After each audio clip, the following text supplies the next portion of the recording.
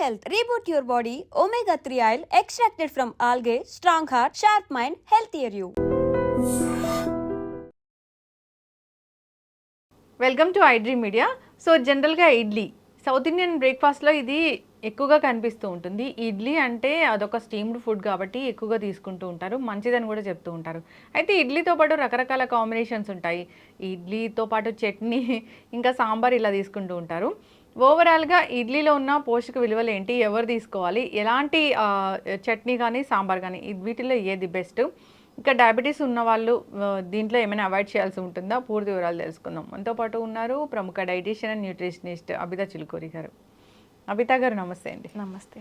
So idli అంటే ఇడ్లీ అందరూ చిన్నపిల్లలకు కూడా మనం ఫుడ్ స్టార్ట్ చేస్తానే ఇడ్లీతోనే స్టార్ట్ చేస్తాము.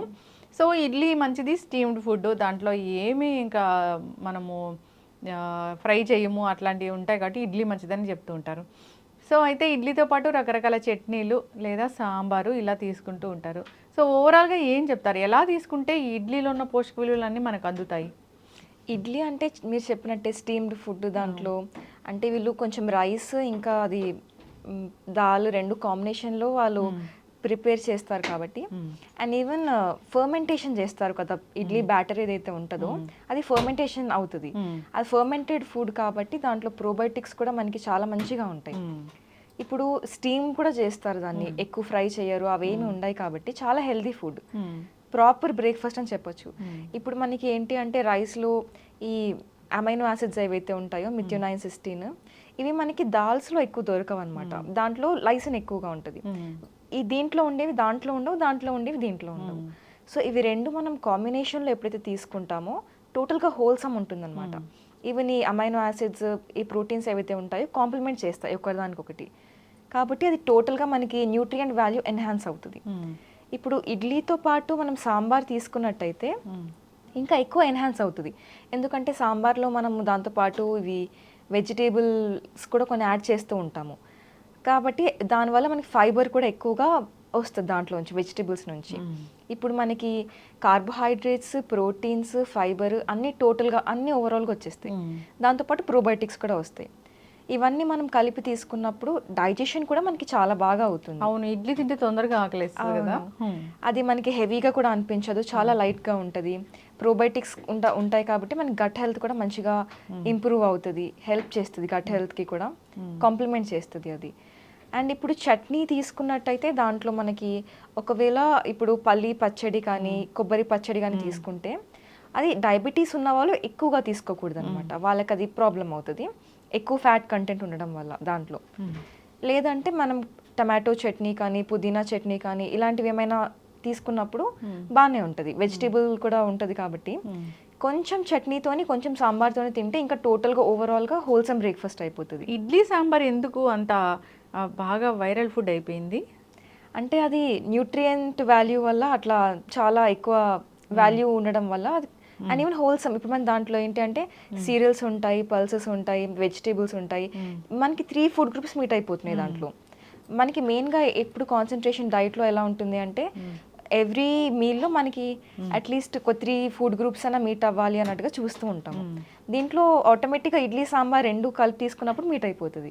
It's a very healthy choice for breakfast. And మనకి అది ఈవెన్ డయాబెటీస్ ఉన్న వాళ్ళు తీసుకున్నా కూడా ఇప్పుడు, ఎందుకంటే రైస్కి గ్లైసమిక్ ఇండెక్స్ అనేది ఎక్కువ ఉంటుంది, సింపుల్ కార్బోహైడ్రేట్, ఈజీగా డైజెస్ట్ అయిపోతుంది, షుగర్ లెవెల్స్ పెరుగుతాయి, అట్లా ఉంటుంది. దాంతోపాటు సాంబార్లో మనకి ఇవి వెజిటేబుల్ పీసెస్ ఏవైతే ఉంటాయో ఇవి రెండు కలిపి తీసుకున్నప్పుడు వాళ్ళకి ఇప్పుడు దీంట్లో ఫైబర్ కూడా ఎక్కువ ఉంటుంది. వెజిటేబుల్స్ అన్నప్పుడు ఫైబర్ ఏం చేస్తుంది అంటే మనకి ఈ షుగర్ స్పైక్ ఏదైతే ఉంటుందో అవ్వకుండా హెల్ప్ చేస్తుంది, బ్యాలెన్స్ అయిపోతుంది అనమాట ఓవరాల్గా. ఇడ్లీ తినొచ్చు, అయితే తినచ్చు, ఓకే, కానీ పల్లి చట్నీ తినకూడదు, తక్కువ తినాలంతే. ఇడ్లీ సాంబార్ పర్ఫెక్ట్గా తినొచ్చు, ఏం ప్రాబ్లం లేదు. అండ్ ఈవెన్ ఇప్పుడు కొంచెము ఏమంటారు రాగి ఇడ్లీ చేయడము, లేదా జొన్న ఇడ్లీ చేయడము, క్వినోవా ఇడ్లీ, చాలా మిలెట్స్తోని డిఫరెంట్ ఇడ్లీస్ చేస్తున్నారు. అట్లా తినడం వల్ల కూడా మనకి డయాబెటీస్ పేషెంట్స్ ఎవరైతే ఉంటారో వాళ్ళకి ఇంకా హెల్ప్ఫుల్గా ఉంటుంది, ఫైబర్ రావడానికి, షుగర్ స్పైక్ అవ్వకుండా ఉండడానికి, హోల్ గ్రెయిన్స్ రావడానికి. ఏది మినపప్పు రవ్వతో చేసుకున్న ఇడ్లీ కన్నా దానికన్నా దీంతో ఇంకా హెల్దీగా రాగి ఇడ్లీ, మిల్లెట్ ఇడ్లీ ఏదైనా కానీ. ఈవెన్ జొన్న ఇడ్లీ కూడా బాగా తింటున్నారు ఈ మధ్యలో, టేస్టీగా ఉంటుందని చెప్పి అది కూడా బాగా హెల్ప్ చేస్తుంది. ఫర్మెంట్ అవుతుంది కాబట్టి దాంట్లో ప్రోబయోటిక్స్ ఉంటాయి. అవును. సో గట్ హెల్త్ కూడా మంచిదే ఇది. అవును, కొంచెం ఇన్ఫ్లమేషన్ అట్లా ఏమైనా ఉన్నా కూడా గట్లో సూత్ చేస్తుంది. ఎస్, చక్కగా చెప్పారండి. అంటే ఇప్పుడు సాంబార్ అనగానే దాంట్లో అనేక రకాల వెజిటబుల్స్ అనేవి మనం యాడ్ చేస్తూ ఉంటాం. ఏ వెజిటబుల్స్ ఉంటే అవన్నీ యాడ్ చేస్తూ ఉంటాము. ఇంకా దాల్ ఉంటుంది. సో అన్ని విధాలుగా కూడా దీంట్లో మనకి న్యూట్రిషన్ వాల్యూసే వస్తాయి ఈ కాంబినేషన్ చూసుకుంటే కనుక.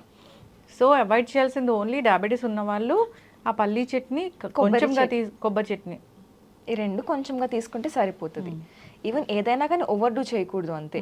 ఇప్పుడు ఇడ్లీ వీళ్ళు ఇది తీసుకున్నా కూడా ఎక్కువ తినకూడదు, పోర్షన్ కంట్రోల్ తినాలి.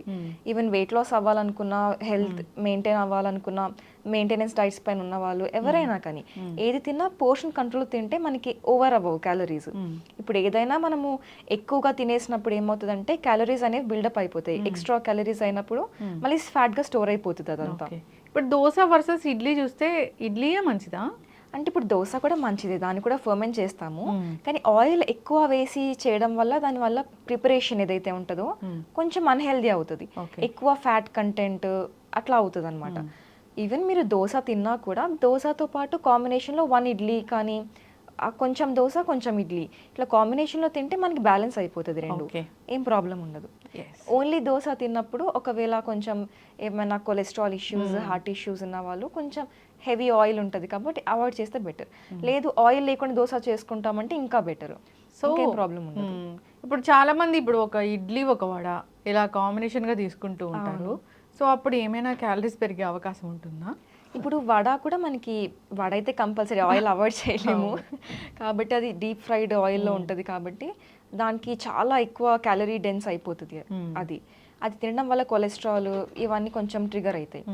అట్లా అవ్వకుండా మనం ఇది ఇడ్లీతోని కాంబినేషన్లో పేర్ చేసుకున్నప్పుడు ఫైబర్ ఉంటుంది కదా సాంబార్ తిన్నప్పుడు, ఆ ఫైబర్ కంటెంట్ ఏదైతే ఉంటుందో మనకి ఈ కొలెస్ట్రాల్ని బయటికి ఎలిమినేట్ చేయడానికి హెల్ప్ చేస్తుంది, బ్యాలెన్స్లో ఉంటుంది అది. ఓకే. సో చూస్తే కనుక ఇప్పుడు చెప్పిన దాన్ని బట్టి ఇడ్లీలో అనేక రకాల ఆరోగ్య లాభాలే ఉన్నాయి. ఇడ్లీ తీసుకుంటే కనుక దాంట్లో ప్రోబయోటిక్స్ ఉంటాయి కాబట్టి మన గట్ హెల్త్కి బాగా పనిచేస్తుంది. అంతేకాదు న్యూట్రిషన్ వాల్యూస్లో పరంగా చూస్తే కూడా ఇడ్లీ మంచిది. ఇడ్లీ విత్ సాంబార్ ఇంకా మంచిది. సో పల్లీలు అంటే కూడా పల్లీల్లో కూడా మనకి ఆరోగ్య లాభాలను చేకూర్చే అన్ని రకాల విటమిన్స్ అవన్నీ ఉంటాయి, గుడ్ ఫ్యాట్స్ కూడా బాగుంటాయి. అట్లా అయినా తీసుకోవచ్చు, ఎవరైనా తీసుకోవచ్చు. కాకపోతే క్వాంటిటీ కూడా మనం చూసుకోవాలి. చాలామంది ఒక 12 ఇడ్లీలు తినే వాళ్ళు కూడా ఉంటారు. బాగున్నాయి కదా, టేస్ట్ బాగుంటుంది తినేస్తారు. అంటే ఇప్పుడు రైస్తోని ఇడ్లీ చేసుకుంటే కనుక అది పోర్షన్స్ ఏమైనా చెప్తారా? అంటే అది చాలా మంది డిఫరెంట్ పోర్షన్స్లో చేస్తూ ఉంటారు. అది పెద్దగా మ్యాటర్ ఏం అవ్వదు పోర్షన్స్. కానీ మనం ఎన్ని కన్జ్యూమ్ చేస్తున్నాం అనేది మ్యాటర్ అవుతుంది. ఎన్ని ఇడ్లీస్ కన్జ్యూమ్ చేస్తున్నామని. 2 ఇడ్లీస్ అంటే పెద్దగా ఉంటే 2 ఇడ్లీస్ కన్జ్యూమ్ చేయొచ్చు, చిన్నగా ఉంటే 3 ఇడ్లీస్ కన్జ్యూమ్ చేయొచ్చు. అంతేగాని ఒక 6 ఇడ్లీస్ 7 ఇడ్లీస్ హెవీ పెద్ద ఇడ్లీలు కూడా మనం చూస్తాం కదా, ఇంత పెద్ద ఇడ్లీస్ చాలా పెద్ద సైజులో ఉంటాయి. అవి కూడా ఎక్కువ తినేస్తూ ఉంటారు. కొంతమంది అయితే ఓన్లీ రైస్తోని ఇడ్లీ చేస్తారు, కొంతమంది మినపప్పు రవ్వ కలిపి చేస్తారు. ఇది మంచిదా? అంటే మినపప్పు దాంతో పాటు రైస్ కొంచెం రవ్వ యాడ్ చేస్తారు కదా, అది టోటల్గా హోల్సమ్ ఉంటుంది, అది బెటర్. Okay, yes. చాలా మంది ఆవిరితోని స్టీమ్ ఇడ్లీ అంటే ఓన్లీ పప్పుతోనే చేస్తారు. అది చాలా బలం రావాలి, ఏదైనా జ్వరాన పడి ఇంటికి వచ్చిన వాళ్ళకి కూడా అలాంటివి ఇస్తూ ఉంటారు. అవును, అది కూడా ఒక ప్రిపరేషన్ ఉంది. ఎస్, చక్కగా చెప్పారండి. ఏదైనా కానీ ఇది అసలు ఎటువంటి అనారోగ్యాల నుంచి కూర్చే ఫుడ్డే కాదు. అసలు కొలెస్ట్రాల్ పెరగదు, డైజెషన్ అనేది బాగుంటుంది, విటమిన్స్ మినరల్స్ అనేవి అందుతాయి, మంచి గట్ హెల్త్కి ఇది మంచిగా పనిచేస్తుంది. ఎప్పటి నుంచి తెలిసిన ఏన్షియంట్ రెసిపీయే కానీ ఒకసారి తెలుసుకోవాలనిపించింది అసలు ఏమేమి ఉంటాయి దీంట్లో, ఎంత మంచిది అని.